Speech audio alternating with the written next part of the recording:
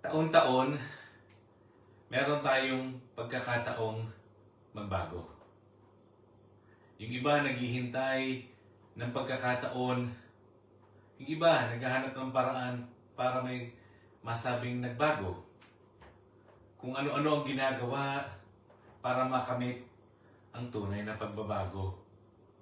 Niligpit ang dapat ligpitin, inaalis ang dapat alisin, itinatago ang dapat itago, at inaalis ang dapat alisin. Nililinis ang buhay para masabi na nagbago. Pero effective nga ba yun? Magandang simula sa ating taon na tayo muling magbalik sa salita ng Diyos. Paano nga ba tayo makatatagpo ng tunay na pagbabago? Sa ating panimula sa bagong taon na ito, tunghayan natin ang salita ng Diyos. Ang ating pamagat sa araw na to, reset, restart, and refresh.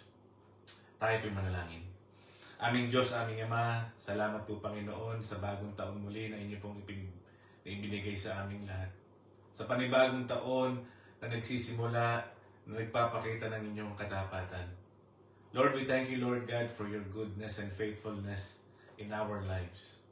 We give you all the praise, we give you all the thanksgiving, we give you all the adoration and the worship that only belongs to you.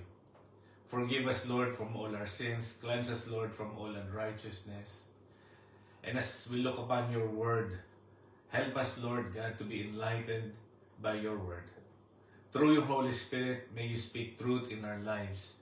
And as you speak truth in our lives, may change happen so that we can see the light of Jesus. Panginoon Diyos, sa umagang ito, sa araw na ito, Panginoon Diyos, kami, Panginoon, nawa ay inyong bigyan ng katalinuhan, karunungan, na sa ganun maunawaan namin ang salita ninyo. At dalangin ko, Panginoon Diyos, na ang lahat ng ito, Panginoon, ay magbibigay ng kapurihan sa pangalan mo. Ang lahat ng ito dinadalangin namin sa pangalan ng aming Panginoong Hesus. Amen. Luke chapter 19, 1-10. Jesus entered Jericho and was passing through. A man was there by the name of Zacchaeus. He was a chief tax collector and was wealthy. He wanted to see Jesus, but he was short. He could not see over the crowd. So he ran ahead and climbed the sycamore fig tree to see him, since Jesus was coming that way. When Jesus reached the spot, he looked up and said to him, Zacchaeus, come down immediately. I must stay at your house. So he came down at once and welcomed him gladly. All the people saw this and began to mutter, he has gone to be the guest of a sinner. But Zacchaeus stood up and said to the Lord, Look, Lord, here and now I give half of my possessions to the poor. And if I have cheated anybody out of anything, I'll pay back 4 times the amount. Jesus said to him, Today salvation has come to this house, because this man too is a son of Abraham. For the Son of Man came to seek and save the lost. Jesus came to bring new start in people's lives. So, in the previous text, bago natin binasa itong talatang ito, previous to these verses, Jesus gave sight to a blind man begging by the roadside on his way to Jericho. This blind man, his life would end up in emptiness. But Jesus gave this man new start in life by giving him sight. Yung kanyang buhay magtatapos sa kalungkutan, sa kawalan. Pero nung dumating ang Panginoon sa kanyang buhay, sa bulag na tao na ito, siya'y nakatanggap ng bagong umpisa. Siya'y nakakita at nagkaroon ng buhay muli ang kanyang paningin. At dahil sa nangyaring ito, merong isang tao na nagngangalang Zacchaeus na maaring narinig niya ang nangyaring ito, siya naghihintay sa ating Panginoong Diyos. Sa kanyang pagpasok ng ating Panginoon sa Jericho, ang taong ito ay naghihintay. There was a man waiting for Jesus in Jericho. He thought he was complete. He thought he had everything. But when he heard Jesus healed this blind man, gave him sight, he was waiting for Jesus. Tatlo lang po ang ating tatandaan ngayong araw na to. Reset, restart, and refresh. Paano natin sasabihin reset? This man, he thought he was complete. He was sort of a person that was chasing for the wind. Bakit po natin nasabi yon? He was a chief tax collector. In most people's eyes, Zacchaeus has everything. He had everything in his life. He had power, he had money, he had wealth. Early in his life, his priority was to be successful. By way of gaining high position, he became a chief tax collector. By gaining influence, he had became one of the top men in tax collecting. He gained power. Now he's one of the top persons in his department. Wealth, he became very rich. He was an example of a person who was chasing for the wind. Mahahabol ba natin ang hangin? Malalaman ba natin kung saan ito nagsimula at kung saan ito magtatapos? Hindi nga natin nalalaman kung saan nanggaling ang hangin. At hindi natin alam kung saan ito papunta. This is a reminder for those who are starting in life. We cannot chase for the wind. In Ecclesiastes chapter 1 verse 14, I have seen all the things that are done under the sun. All of them are meaningless, a chasing after the wind. This man, Zacchaeus, initially in his life was chasing for the wind. But he felt that his life were empty. It was meaningless. Kanina sabi natin he was chasing for the wind. Now, his life was meaningless. He was incomplete. He thought he was complete, but without God, he felt empty. Para sa ating nag-uumpisa o nakapag-umpisa na sa buhay, isipin natin, this is a reminder, are we chasing for the wind? And if we're chasing for the wind, our lives will end up meaningless and empty. He had everything, but he felt empty. He thought his life was meaningless without God. And then he heard Jesus was coming. He heard Jesus was passing by. What a great opportunity for him to see the light of the world. He wanted to see the light of the world, the one who gave light to that someone, to that person who was blind by the roadside. Imagine yung nakakita na ba kayo ng ng tao na nagkaroon ng paningin, na bulag na nagkaroon ng paningin in your presence? Di ba wala? Ang Panginoon lang ang nagbibigay ng kaliwanagan sa ating mga mata. In John chapter 8 verse 12, when Jesus spoke again to the people and he said, I am the light of the world. Whoever follows me will never walk in darkness, but will have the light of life. Kung makikita niya ang Panginoon, magkakaroon din siya ng kaliwanagan, katulad ng kaliwanagan na tinanggap ng bulag na tao na iyon. At the moment, he was waiting for Jesus. He was waiting for the light of the world to pass by. In his life, Zacchaeus was blind. And he has heard Jesus that's coming by through Jericho. He was desperate for a reset in his life. Yung makapag-umpisa muli, akala niya, tapos na siya, kompleto na siya. But there is something missing. God in his heart. And he knew that only Jesus can provide renewal of his life. He was desperate for change. Paano natin nasabing he was desperate for change? He climbed a sycamore tree, for he was short. In his status, being rich, in his status being a chief tax collector, would he do that? Marami na siyang pera. Tanyag na siya, kilala na siya, mataas na ang kanyang posisyon. Kailangan pa ba niyang umakyat sa isang puno para makita lang ang isang tanyag na tao? Kung hindi siya desperate for change in his life, if he's not desperate to see Jesus, the light of the world, he was desperate. Imagine what desperation can do to a person. It can make someone humble and kneel before another person. It can also make somebody do things that he usually don't do. Hindi naman niya ginagawa ito, hindi naman siya umaakit ng puno kadalasan para lang tingnan ng isang tao. Nandun nga siya sa kanyang opisina, nandun nga siya sa kanyang posisyon na nagmamando, nagbibigay ng orders to do whatever his staff needs to do, his subordinates needs to do. But here he was running after Jesus, climbing a sycamore tree just to see, just to have a glimpse of Jesus, the light of the world. Tinalikuran niya ang kanyang sarili para makita niya ang Panginoong Hesus. Setting aside his pride, position, power, influence, and wealth. He humbled himself and ran after Jesus. He went up the sycamore tree just to have a vision of who Jesus was.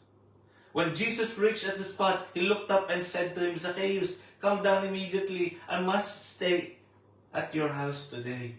So he came down at once and welcomed him gladly. Jesus stopped for the blind beggar in the previous verses.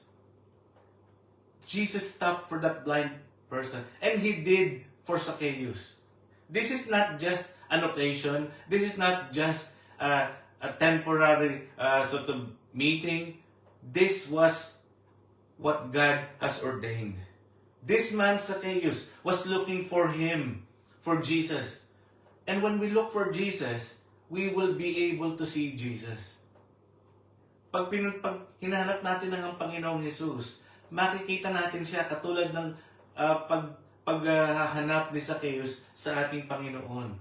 Jeremiah 29 verse 13, You will seek me and find me when you seek me with all your heart. Pag hinanap daw natin ng Diyos, ng buong puso natin ng totoo, hinahanap natin siya at kailangan natin siya, we are desperate to see Him, we will be able to find Him because we are seeking Him with all of our hearts. And in Matthew chapter 7 verse 7, Seek and you will find. It is a promise that when we seek Him, we will find Him. But some people don't seek Him. People seek other things. People seek other material things. People seek other people. People seek their dreams, their plans. People seek their ambition. But here Zacchaeus was looking for Jesus. And you know what? He came down very quickly. He was joyful that Jesus chose him among other people. The same way when we pray, when we pray to God, God hears our prayers. When we seek Him in our prayers, God chooses to hear us if we seek Him with all of our hearts. He didn't try to clean up his life before accepting Jesus. Hindi na sinabi, Lord, sandali, lilinisin ko muna ang buhay ko. Magbabago muna ako, magpapalit muna ako ng damit bago ka pumunta sa bahay ko. Ay hindi, Lord, aalisin ko muna ang mga bisyo ko. Tatanggalin ko muna ang aking mga kasalanan bago ka i-welcome sa buhay ko, bago ka i-welcome sa bahay ko. No, he didn't do that. He came down very quickly as Jesus allowed him to come down. He welcomed Jesus in his life. But others weren't happy that Jesus chose him. Maraming mga tao na hindi natuwa sa pagpili ng ating Panginoon kay Zacchaeus at sinabi niya na, sino ba tong tao na to na pupunta sa isang bahay ng isang makasalanan? They begin to mutter, nagchismisan sila, sino ba tong tao na to na pupunta sa isang bahay ng isang makasalanan? Di ba niya alam na makasalanan nitong taong ito? Kagad-agad, judgment ang natanggap ni Zacchaeus. He has gone to be a guest of a sinner. Sinner ka agad. Wala tayong nakita kundi yung kasalanan ng ibang tao, pero yung ating kasalanan hindi natin nakikita. Madalas ganun ang ating nakikita. Hindi natin tinitingnan ng ating sarili, at mas madalas natin tinitingnan ng iba. At mas madalas natin hinihila ang iba pababa. Hindi tayo matuwa na ang ibang tao ay pwede magkaroon ng pagbabago. Hindi tayo natutuwa na sila, na kahit sila'y nagkamali, pwede silang bigyan ng pagkakataon ng Diyos na magbago. Zacchaeus came down very quickly. Sino nga bang hindi matutuwa na ang Diyos pinili siya among others? Who was he? In fact, who was he? In the temple, he was considered a sinner. Hindi siya nakakapunta sa templo. Hindi siya nakakasamba sa ating Diyos dahil ang tingin sa kanya ng mga Pharisees is a sinner, an outcast. So where would he go to see God? And this is an opportunity for him to see God in Jesus. Na pagkakataon na makita niya, ma-encounter na ang Diyos sa kanyang buhay. Wala na siyang pupuntahang iba, kundi ang Panginoong Hesus lamang. At ang Panginoong Hesus, winelcome yung kanyang kababaang loob at siya ang pinili among others. Why? He was very humble. This is the timing of God. A divine timing coming from heaven. Sabi ng Panginoon sa kanya, I must stay in your house. O hindi naman niya sinabing, I could stay in your house. Or, I might stay in your house. Or probably, we could discuss later, I might stay. Kung maayos ang ating pag-uusap, I can go into your house. But here, he said, I must stay. There's an urgency to stay in his house. This is a divine calling for Zacchaeus. He was willing to enter Zacchaeus' personal space and transform his life from inside and out. Hindi tayo naglilinis ng labas. Hindi tayo naglilinis lang ng ating damit, ng ating panglabas. Hindi lang tayo naghihilamos para tayo maging maganda. Hindi lang tayo nagsasabon para tayo maging mabango. Hindi lang tayo nagdadamit ng maayos para tayo maging magandang tingnan sa labas. Ang dapat nating ayusin, ang dapat nating ipaayos sa ating Diyos ay yung ating kaloob-looban na pinanggagalingan ng lahat ng ating mga motibo, ng ating mga ginagawa, ng ating mga iniisip. He was willing to be there for Zacchaeus. Matthew 9 verse 11. When the Pharisees saw this, they asked his disciples, why does your teacher eat with the tax collectors and sinners? It is difficult to change nowadays or to start anew. When others feel like you cannot change, sila mismo ang nagpo-push sa atin para hindi tayo makapagbago. That other people feels entitled that they are the ones that needs to be chosen. Yung mga naninira sa iyo, ayaw kang magbago. All the people saw this and began to mutter, he is gone to be a guest of a sinner.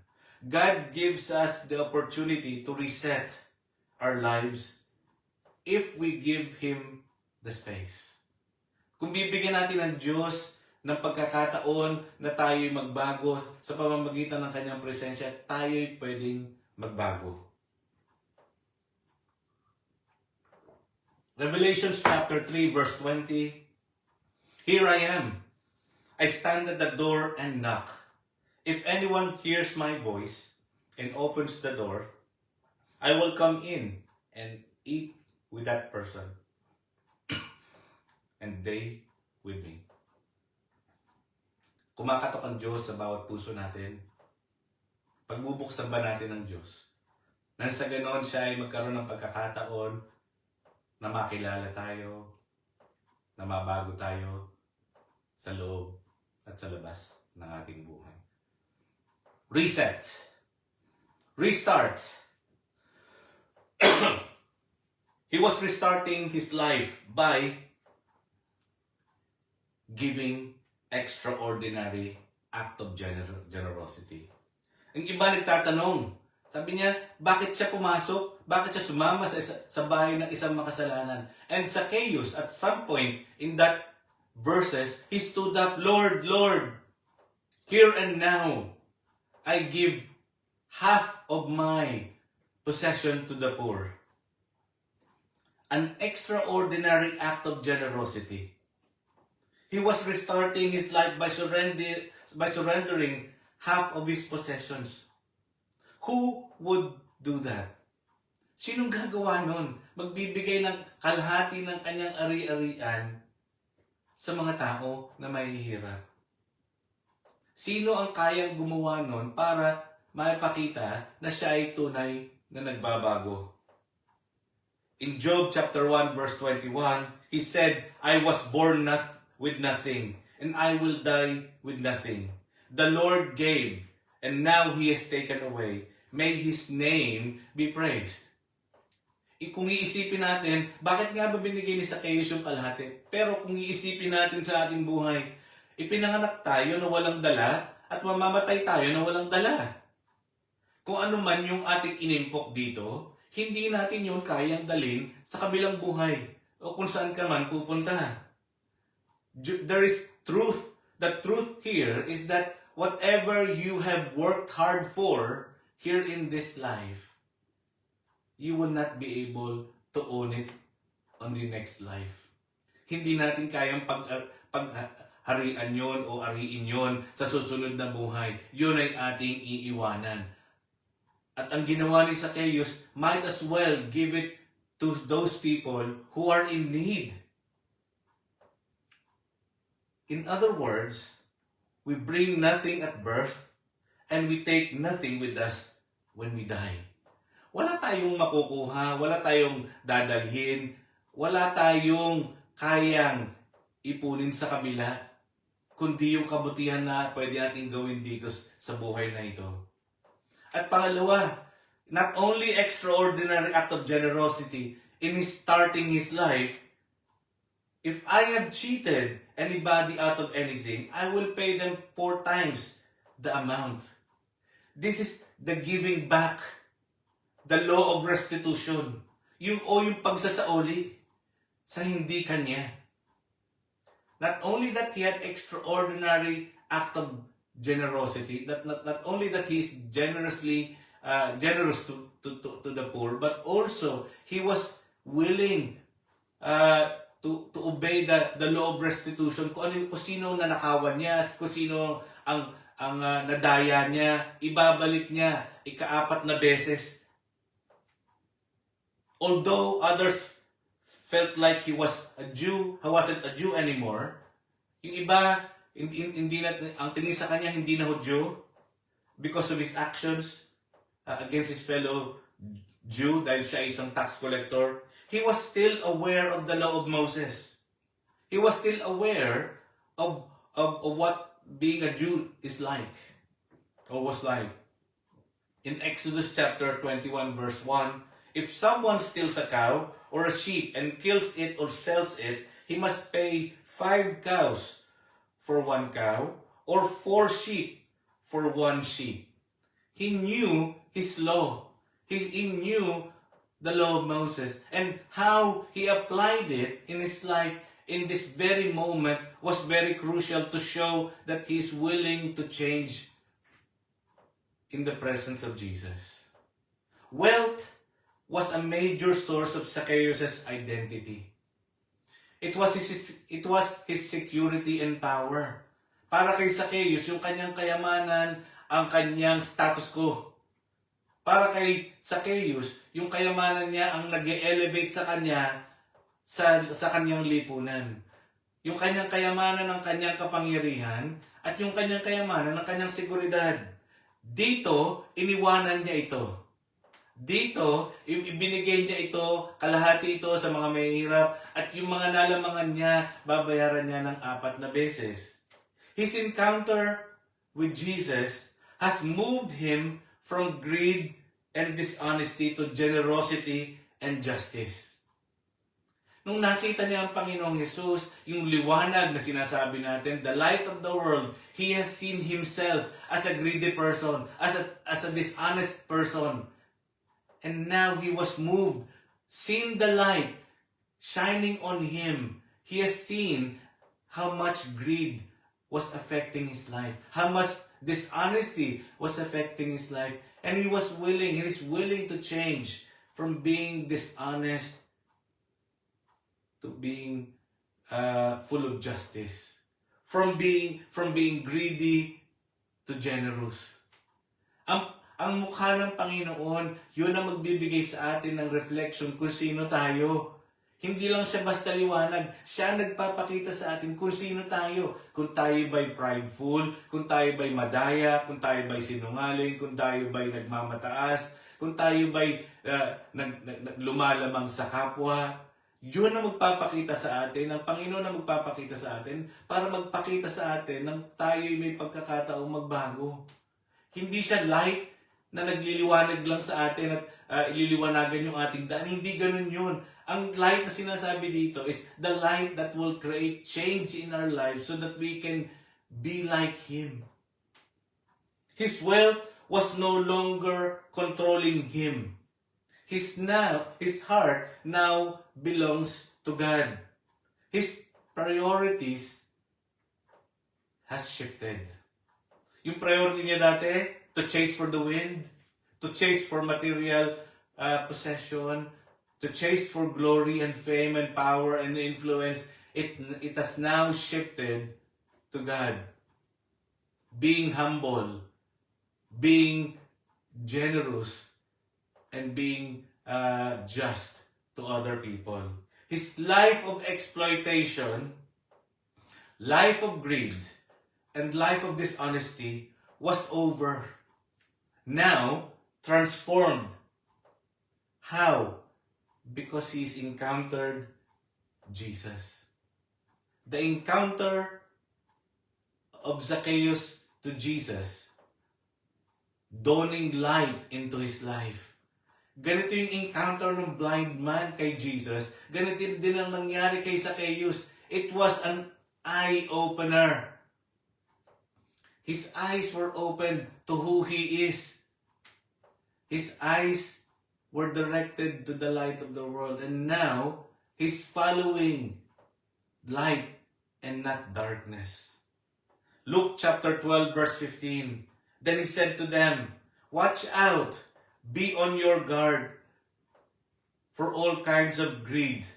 Life does not consist in an abundance of possession." Ang buhay daw, hindi dahil marami kang pera. Hindi yun ang buhay, hindi yun ang totoong buhay.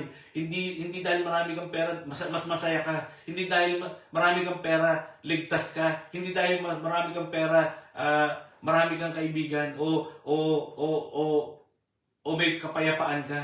In fact, pag marami kang pera, mas hindi ka feeling secure dahil iniisip mo na mananakawan ka, madadaya ka, magugulangan ka, magagawa ka ng masama. Wealth is a perspective. Perspective lang yung wealth. Nasa sa ating mindset yon. It means true richness is not having a lot of money.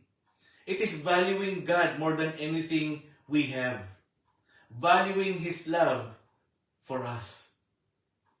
Pwede tayong walang-wala pero ang priority natin ay Diyos. Hindi pinakamayaman tayong tao sa buong mundo. Bakit? Ang Diyos ang may-ari ng langit at lupa, lumalang sa ating lahat, lumalang sa lahat ng nakikita natin, at nasa buhay natin siya.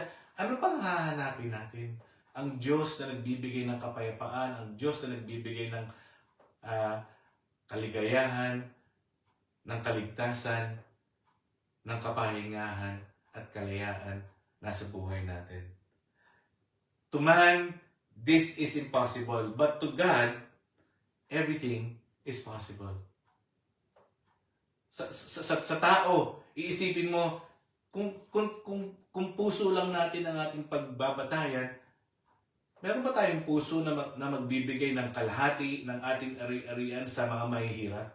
Hindi natin kaya yon dahil ang ating puso gustong maging makasarili. Sa ating puso ba, kaya natin gawin na kung sino mang ating nadaya, babayaran natin ng 4 na beses? Hindi natin kaya yun. Dahil ang ating puso, gusto tayo'y nakakagulang, nakakadaya, tayo'y nakakalamang. Pero sa kapangyarihan ng Diyos, kaya natin yun. Bakit? Dahil ang Panginoon Diyos ang tunay na pagpapakita kung ano yung importante sa buhay natin. Hindi pera. Hindi yung kapangyarihan na meron tayo. Dahil ang lahat ng yan, ang lahat ng mga bagay na yan ay temporary lamang. Reset, restart, and refresh. Paano ba siya na-refresh? He has seen Jesus. He has given everything that he had to do. He was restarting his life, and now he has found the narrow gate of salvation. Jesus. Verse 9, Jesus said to him, "Today salvation has come to this house." Zacchaeus was a traitor and unworthy of forgiveness. Siya ay isang traitor in the eyes of the Jews. He is unworthy of forgiveness. But now, he stands before Jesus. Jesus saw his heart with a genuine transformation. Zacchaeus' change was counterculture, against the tide. Bakit? Sino ba talaga ang magbibigay ng kanyang pera para sa mahihirap? Kalahati noon sa mahirap. Yung iba nga, dinadaya pa ang mahihirap para magkaroon ng pera. Yung iba nga nagnanakaw pa sa kaba ng gobyerno para maging mayaman. Yung pera na yun para sa mahihirap, ininanakaw pa ng iba. Yung iba nga nandadaya pa sa kanilang mga timbangan. Yung iba nandadaya pa sa kanilang mga business para lang yumaman. His actions were counterculture. But he was able to enter the narrow gate where he was refreshed by God, by the Good Shepherd. Nakapasok siya doon sa maliit na daan. Hindi doon sa wide gate na laging dinadaanan ng mga tao, na ang lahat ng tao ay napapahamak dahil sa kanilang pride. Zacchaeus' life was now transformed because he was able to enter the narrow gate where only few were able to find. He found it. Nakita niyo yung tunay na daan papunta sa kaligtasan. Matthew chapter 7, 13-14. Enter through the narrow gate, for wide is the gate and broad is the road that leads to destruction, and many enter through it. But small is the gate and narrow is the road that leads to life, and only a few find it. Zacchaeus found it in Jesus. He has found the road that leads to life. Who? Jesus. Jesus is the way, the truth, and the life. No one comes to the Father except through Him. How amazing that transformation.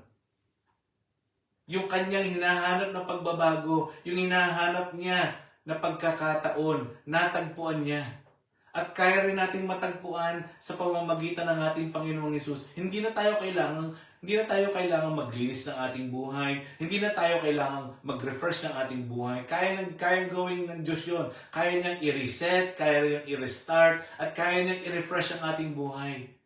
Hindi na tayo kailangang gumawa ng mga bagay na yun dahil ginawa na ng Panginoong Hesus yun sa krus ng Kalbaryo. And here we could see that the Good Shepherd has refreshed his soul. Psalms 23 verse 3, He refreshes my soul, and this is the work of the Good Shepherd. Nawala yung tupa, nangangailangan ng refreshment, nangangailangan ng refresh, and the Good Shepherd offered that refreshing situation for him. Yung moment of refreshing was given to Zacchaeus. He was not that sinner anymore. He was not that traitor anymore that some people call him. But Jesus has offered him forgiveness. Jesus has offered him salvation. Jesus has given him a way entering into the kingdom of God, where he will be able to receive peace, forgiveness, light into his life.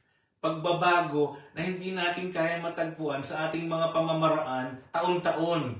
Humahanap tayo ng paraan, naghihintay tayo ng pagkakataon para magbago. Hanapin natin ang ating Panginoong Hesus at siya'y ating matatagpuan. Not only that He entered through the narrow gate of salvation, in His living faith, His faith was not on his previous riches, but with God. Yung ibibigay niyang pera, iniisip niya na ang Diyos na magpo-provide sa atin. Because of this man too is a son of Abraham. Now, he entered a life of faith. Before his faith was on his money. Before his faith was on his security, on his position, on his influence and power. Now, he considered his life powerless without God. His power now is God. His security now is God. His influence now is God. Yung nagbago, nag-shift ang kanyang buhay from himself being his own Savior, and now God is his Savior.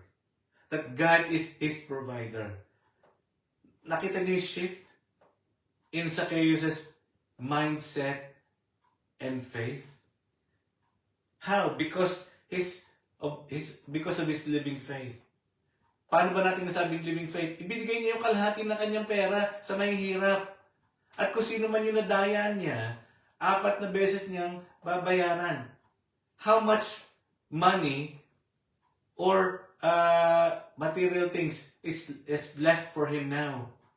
Katiting na lang siguro. But for him, he's got more than what he has given.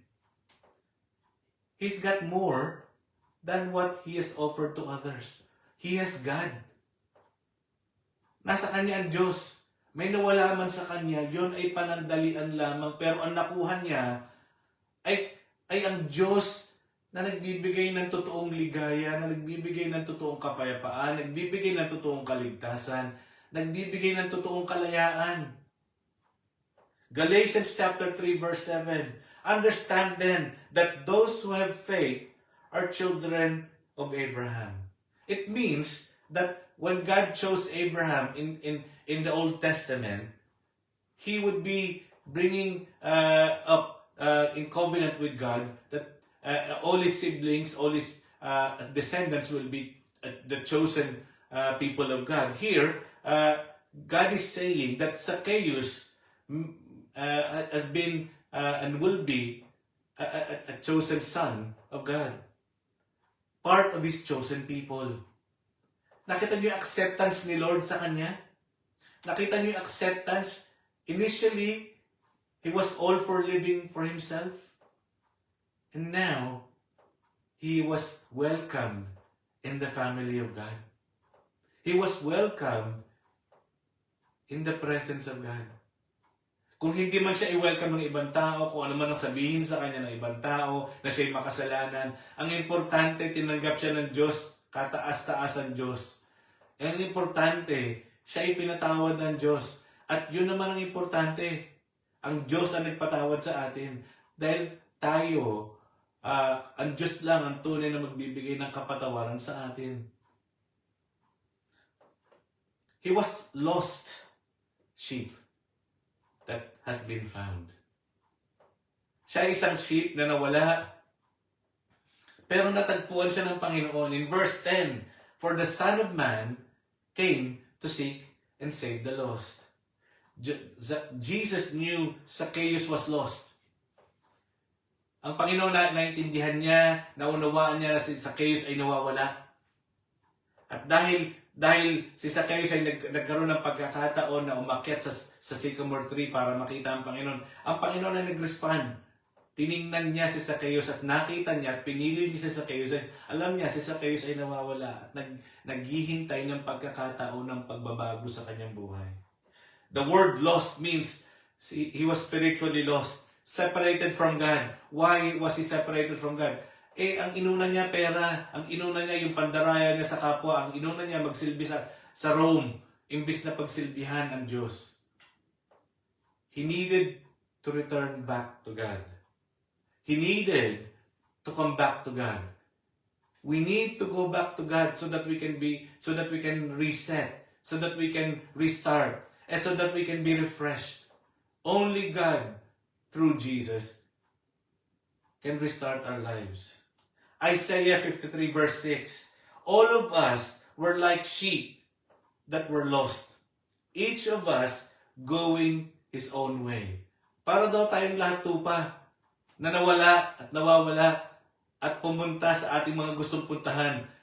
Nagkanya-kanya tayo ng ating mga gustong gawin at iniwanan ang Diyos. May pagkakataon tayo makabalik sa Diyos sa pamamagitan ng ating Panginoong Jesus. This is a parable in Luke chapter 15, 4-7, wherein there's 100 sheep and one was lost. And the good shepherd did look for that one sheep that was lost. In verse 4, suppose one of you has 100 sheep and loses one of them. Doesn't he leave the 99 in the open country and go after the lost sheep until he finds it? And when he finds it, he joyfully puts it on his shoulder and goes home. Then he calls his friends and neighbors together and says, "Rejoice with me, I have found my lost sheep." I tell you that in the same way, there will be more rejoicing in heaven for over one sinner who repents than over 99 righteous persons who do not need to repent. This is the truth of God.